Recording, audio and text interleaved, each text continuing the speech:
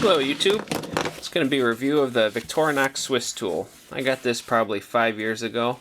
Thought it would improve on my old Leatherman, and so I'm going to make a quick video on that. Pros and cons of the SwissTool versus the original multiplier tool.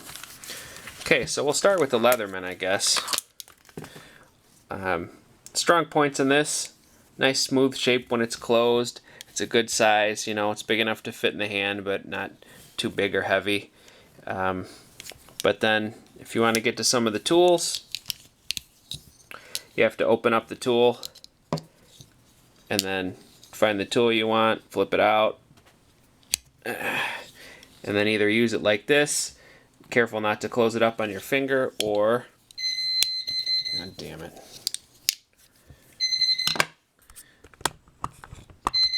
or open it up so that there's some kind of a locking means.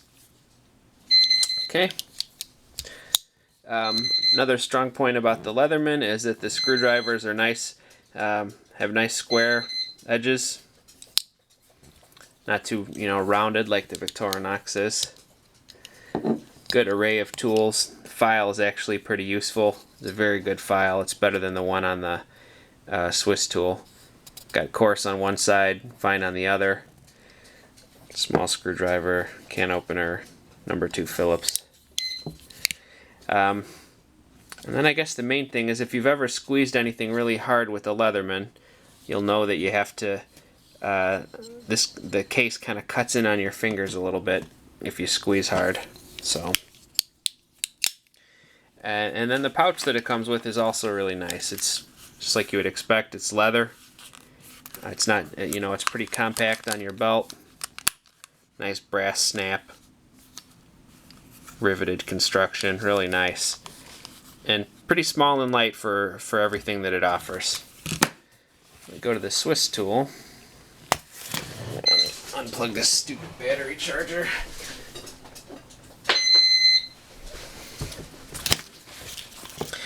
And the first impression is, wow, this thing is pretty big and heavy compared to the Leatherman. But that's the price you pay if you want more tools and better tools. So we got good old Victorinox scissors.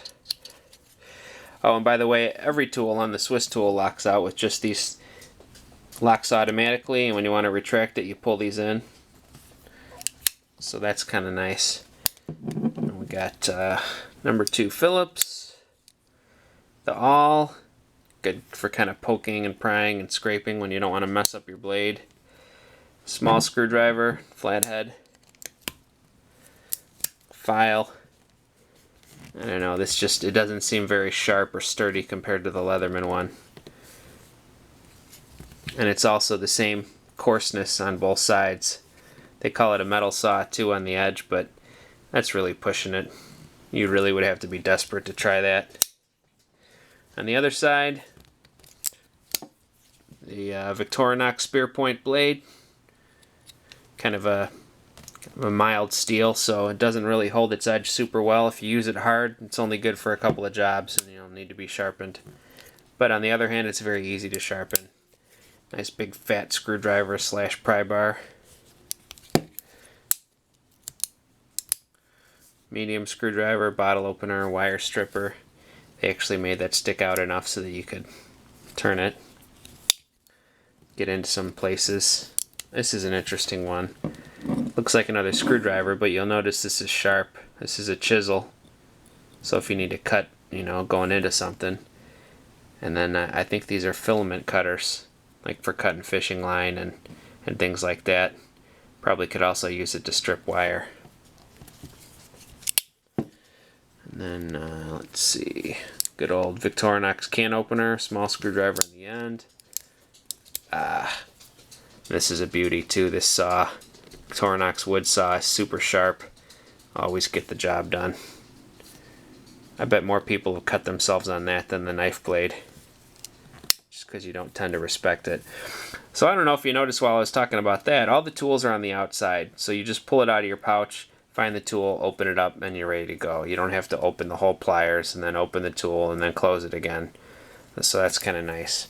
When you do open the pliers, You'll notice that the shape of it is it's kind of pointy, but not really what you would call a needle nose. It's kind of a hybrid, you know, small enough to get in some places, but not so small that it's going to be fragile. And from my memory, I think it's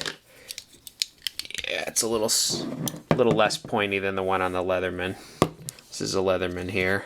You can see it's kind of a finer tip. This one's more blunt, probably a lot stronger too on the Victorinox as a result. Got a wire cutter there in the middle. And then the case is thicker. This is part of what makes the SwissTool heavier. But then they rounded these edges right here. So when you really got to grab something, first of all, you get more torque because the handles are longer. Second of all, it's more comfortable to do so. So really nice tool, but be ready for some significant extra weight on your belt when you do that. I don't know how often people use the ruler, but you can see there's metric on this side and imperial on this side, graduated an eighth of an inch and millimeters.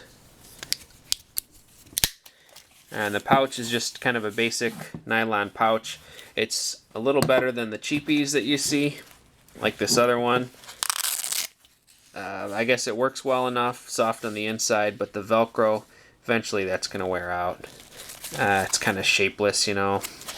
I don't know, just a cheap, nasty pouch. I wouldn't pay more than about $5 for that.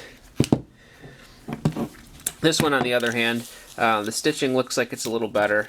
If you have kind of a small belt, you can wear it sideways on your belt or vertically.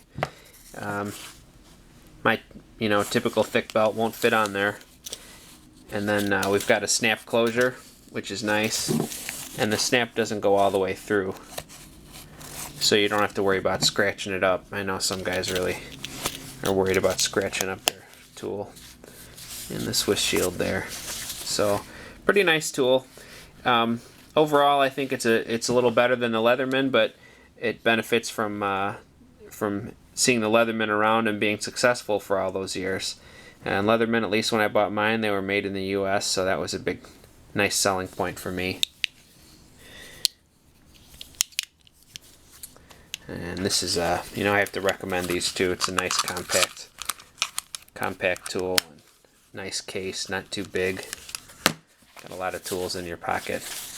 Either way, I'd say the Leatherman weighs half of what the SwissTool does, though. And it's probably, 40% smaller. But those are two good ones to consider. I know SOG has some, and Gerber has a whole bunch. My grandpa had one of the original Gerber multi-pliers, and that boy, if you squeeze the pliers and then whatever you were squeezing slipped, you would pinch the hell out of your palm and get a blood blister. It was horrible. I think I'll review this one next. Thanks for watching.